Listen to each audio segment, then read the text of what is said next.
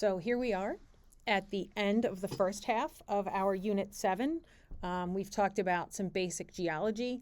Now we're going to talk about how that relates to minerals and mining. A lot of our resources are mined from the earth, so it's important that we have that basic geology understanding as we get into this unit, this part of the unit. Okay, we're going to talk about mineral resources and their uses, how we process them before we can use them. Major mining methods are a big thing that we're going to talk about. We're going to look at the environmental and societal impacts of mining, and we're going to look at the idea of reclamation. We're going to do a lab that simulates mining in this unit, so it's a fun lab. And then we're going to look at ways that we can use mineral resources sustainably. They're non-renewable. Once we run out of these minerals, we're out. So it's important for us to use them sustainably. So this is the case study.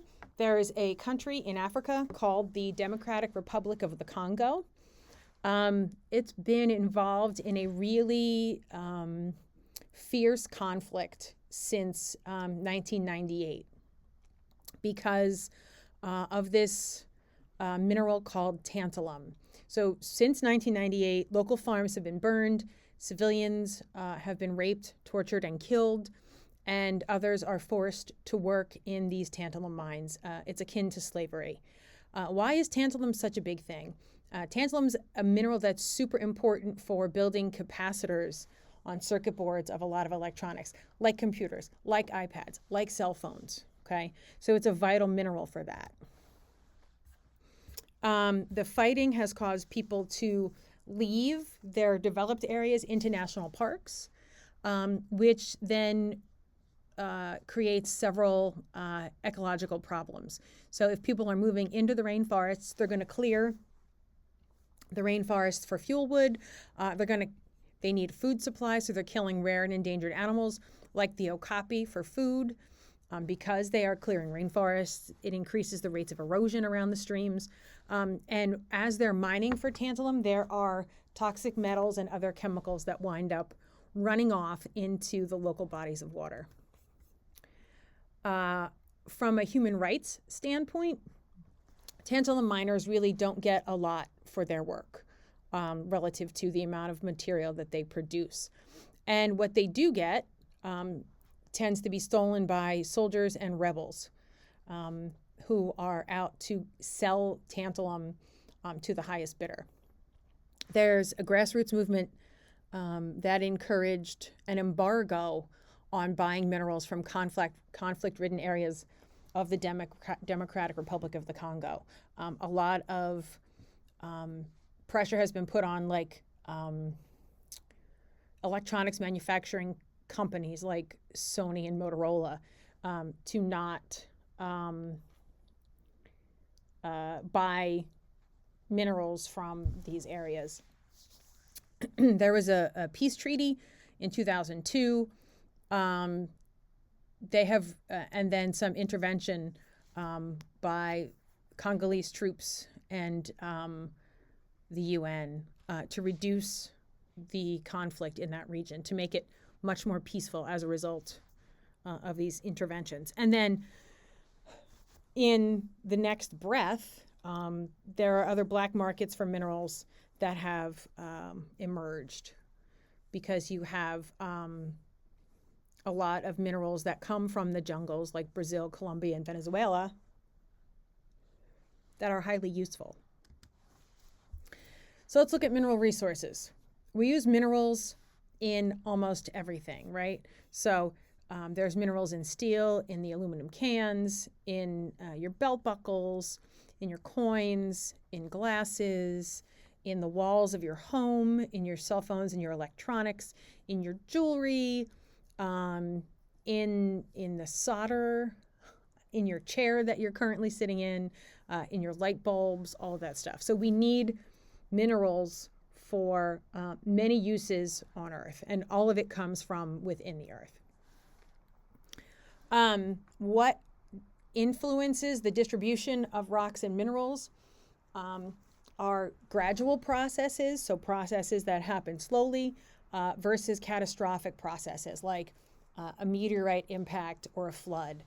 So it influences the distribution and therefore what's available to us. We talked about this in the last chapter. A rock is a bunch of minerals stuck together. A mineral is a naturally occurring inorganic solid with a definite composition and a definite internal structure. Because it has a definite composition, it has certain elements, right, or combinations of elements that we can utilize for various things. So in some cases, the resource that you want is the rock itself. In other cases, it's the mineral embedded in the rock. Okay.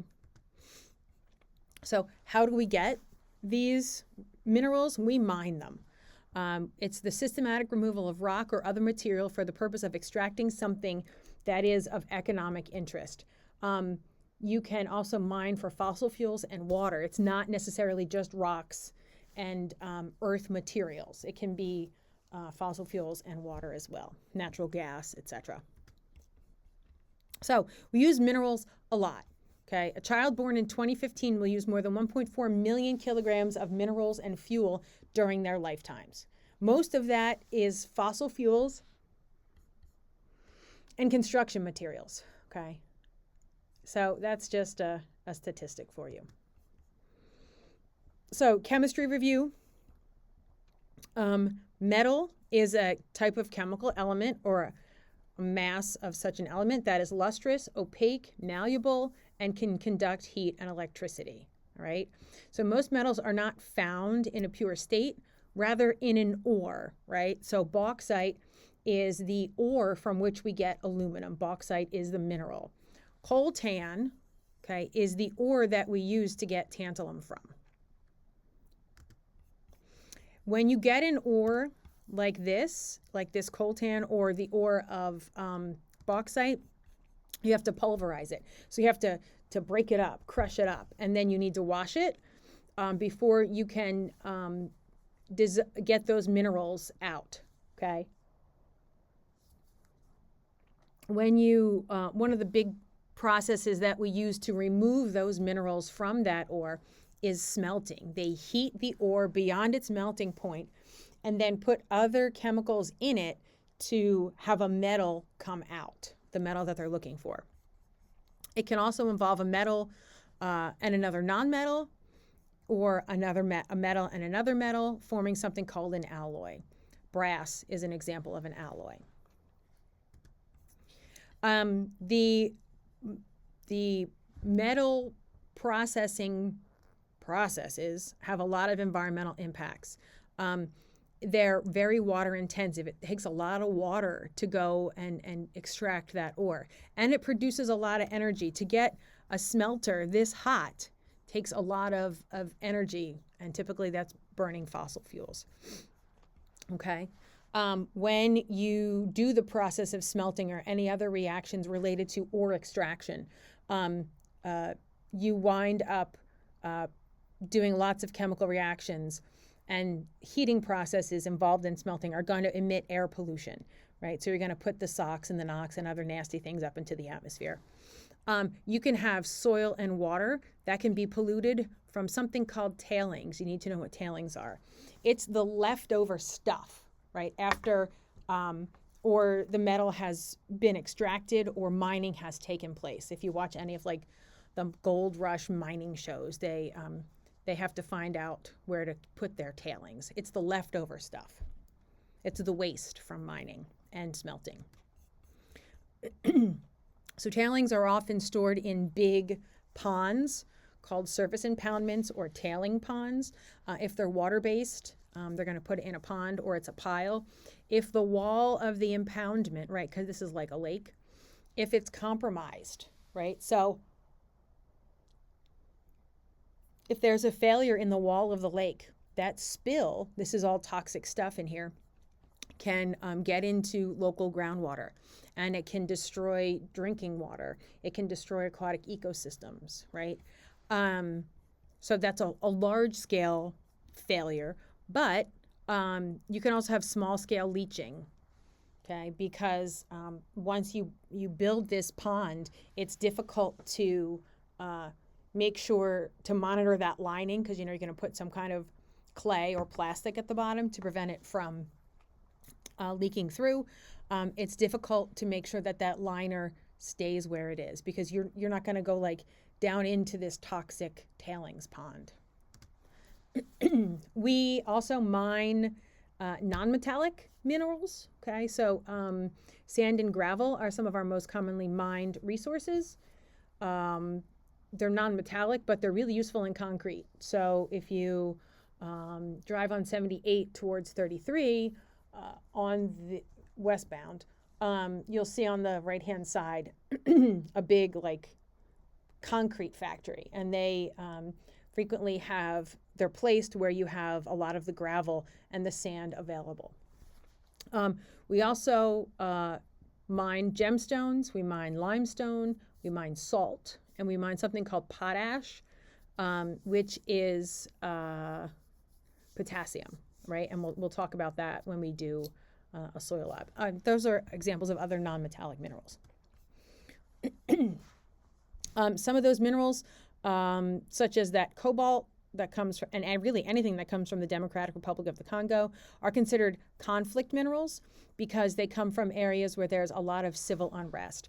A lot of the stuff that comes from South Africa, right, jewelry, etc., tends to, the gold. Diamonds that came from South Africa were the subject of a movie, Blood Diamond, I think it was. So there's a lot of these minerals are precious. These mineral resources are limited in supply, so you wind up with a lot of conflict surrounding them because they're valuable.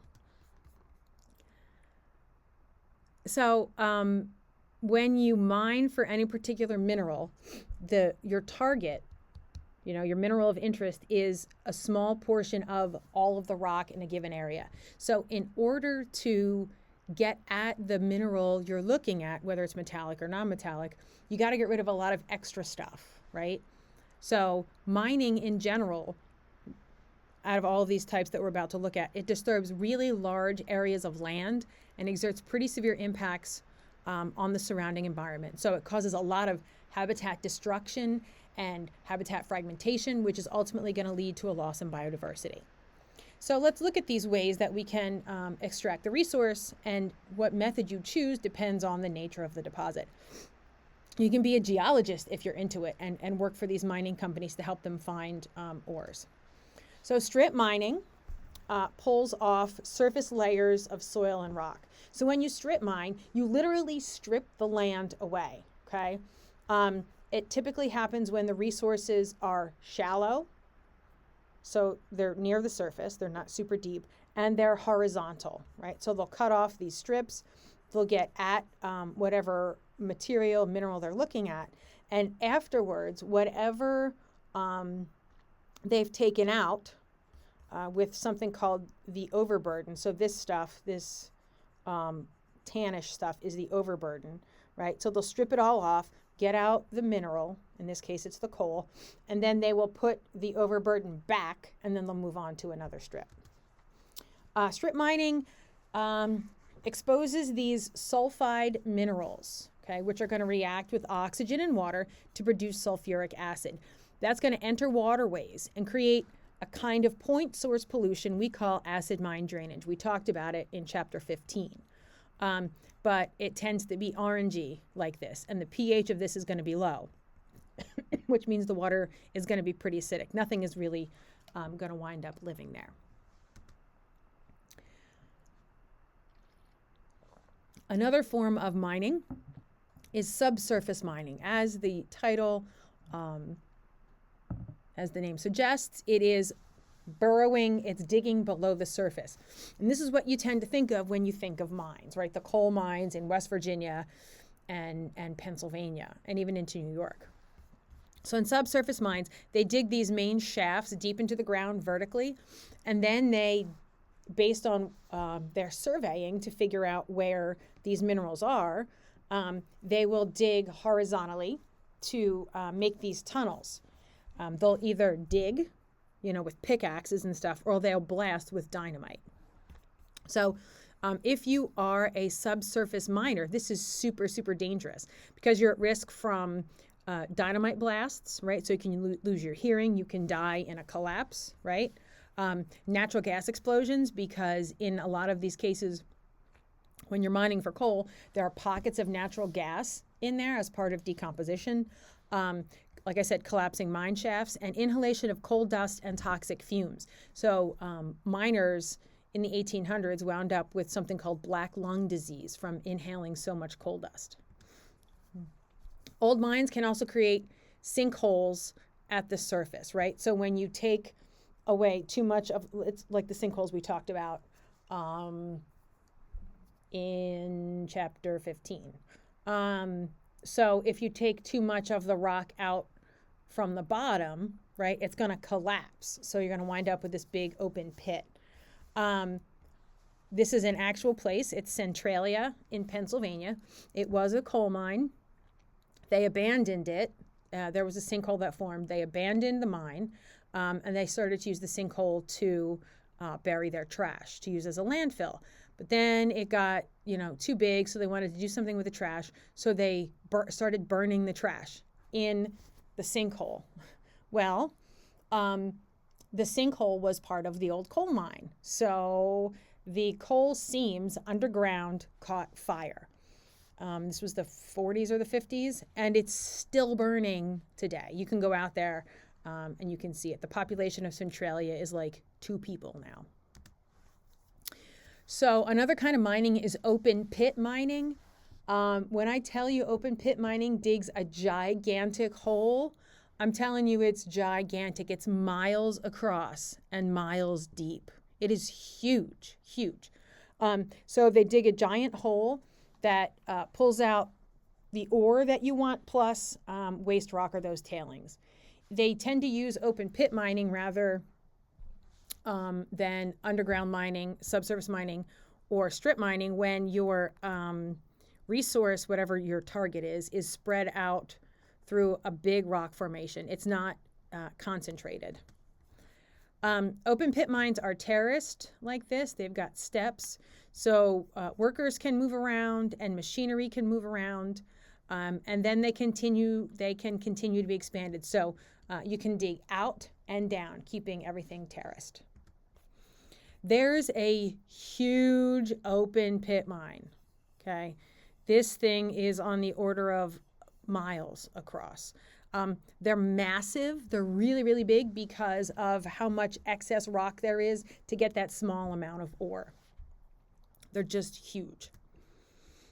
Once the mining is complete, because it's a low area, once you stop actively pumping the water out, abandoned mines can fill up with water, which will then become toxic because as that water runs down into the bottom of that mine, you're going to wind up with sulfuric acid and other metals leaching in from the surrounding rock. The Berkeley Pit is a former copper mine in Montana. That is the site of one of the largest Superfund cleanup sites. The water in the bottom has a pH of 2.2. Fun fact, the pH of your stomach acid, the fluids in your stomach, is around 1. So it is 10 times less acidic, more basic than the acid in your stomach. Yeah, definitely a Superfund cleanup site. Another kind of mining is mountaintop removal. Again, this is pretty simple. They blast off several hundred vertical feet of a mountain to get to an underground mineral seam. So what they do before that, before they blast off the top of the mountain, is they clear cut. They cut all of the trees off and get rid of the topsoil. So right there, you're increasing the likelihood of erosion, okay? So the overburden, the stuff that was over top of the mineral you're trying to get at, has a lot more volume than the original rock. So when you put it back on top, when you try to put it back together, some of it doesn't stay. It winds up going down into the valleys. And then you wind up with pollution, sediment pollution, right? Because it clogs the streams and the rivers. And then as that material is exposed to oxygen and water, you get acid mine runoff. And it literally chops the tops off of mountains. It is just really, really sad to see the before, which is what's down here, and the after. It increases erosion, it increases the frequency of mudslides and flash flooding because there's nothing to absorb the water as it falls on top of this mountain. It was a really popular method used in the Appalachians, but because of all the damage it's caused, the EPA has decided to re-examine using this method for mining. Another kind is a placer deposit. When you do placer mining, you use running water. Okay, so you can, and they do this a lot in like the dredging mining that they do up in Alaska. If there's any metals in a riverbed, you can run water over it. The gold rush folks, they used to pan for gold, and that's what this is a picture of.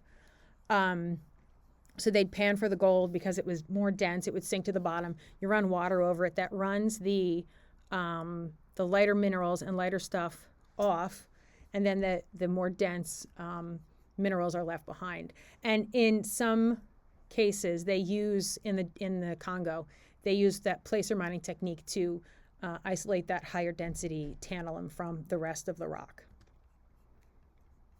Another thing you can do is solution mining. Things that are easily dissolved, like salt and lithium, potash, uranium, and copper. You can inject hot liquids down, okay, and it's water or an acid or something else is dissolved. They dissolve those minerals, and then you suck them back up, and you dehydrate them or separate them somehow from that liquid, and you have the mineral left behind. There is some mining that occurs in the ocean, and I alluded to this when we talked about the dredging in Alaska. Seawater does contain magnesium. You get sea salt from the ocean. They allow higher tides to fill these pans that then the water evaporates and the salt's left behind. And then what they use off the coast of Alaska are these vacuum cleaner like hydraulic dredges. You suck up all of the sediment from the seafloor, and then you do that placer mining. And that's on the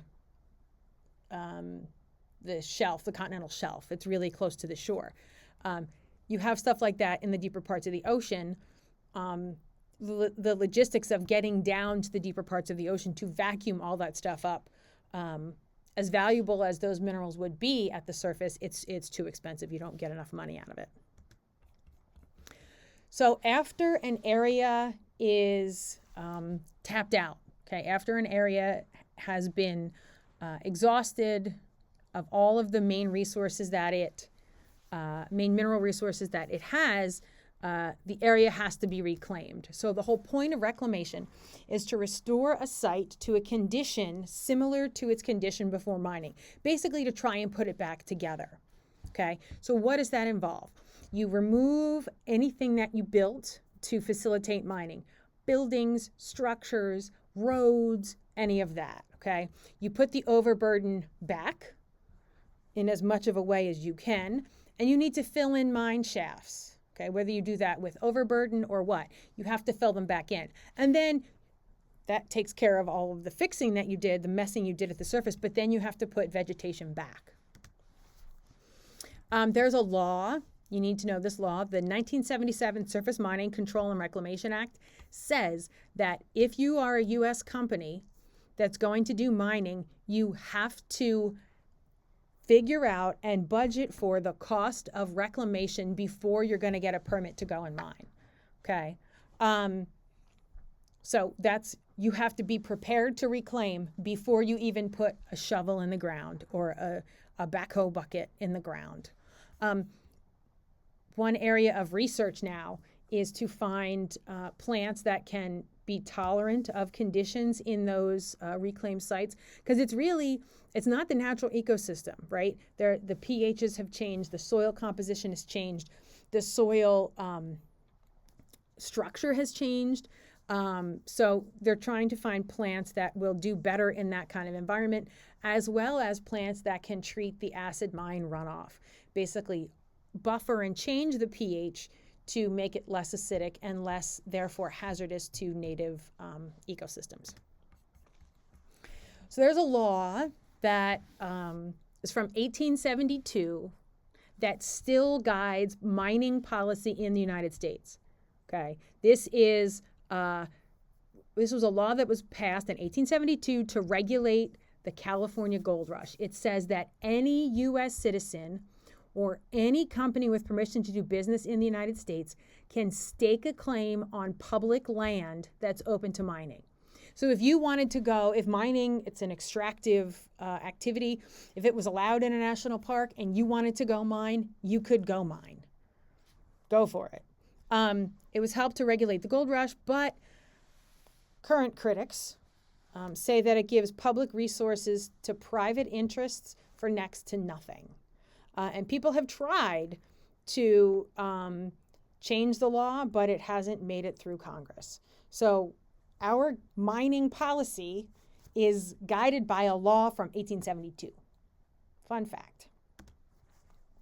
So how can we use minerals sustainably? Okay. In addition to all these environmental impacts that we talked about, minerals are non-renewable resources. Once we run out, we run out. Then what do? We need to reduce waste and recover and recycle used minerals. That's really the key to making sure that we use minerals sustainably. So some are never going to run out. Okay. Others have dwindled to the point where they will run out. Indium is a very dwindly metal. It's used in LCD screens. We may only get 30 more years out of it. Okay. So again, we've got the economically recoverable versus the technically recoverable. We have a lot of technically recoverable lead, but not much of it is economically recoverable. The estimates of mineral availability are going to change over time, just like fossil fuels are going to have changed over time. So if we discover new resources, minerals are going to be available for longer. If we have a rise in price, that's going to precipitate better mining technology, more efficient technology to get more money out of those ores. As technology changes, you can increase or decrease the demand for certain minerals. If there's a change in cell phone technology and capacitor technology such that tantalum isn't necessary anymore, then that's going to decrease the demand. So it means it's going to last longer. Okay. Economic booms and recessions are going to alter the rate of consumption. If the economy is strong, then consumption is going to go up. So then that's going to increase demand. If there's a recession and the economy drops, then consumption is going to drop as well. And recycling rates can increase, especially as prices increase. If it becomes more expensive to pull new ore out of the earth, then that's going to favor recycling. So rates of recycling are going to increase. Currently, only about 35% of the metals in our solid waste stream are recycled. Okay, so if we can get that number to go up, it's going to reduce all of those mining impacts, from environmental impacts, from the actual mining to processing the ore, and reducing energy consumption all around. So some recycled minerals in the U.S. Okay, lead and iron and steel scrap are pretty well recycled. And there you go.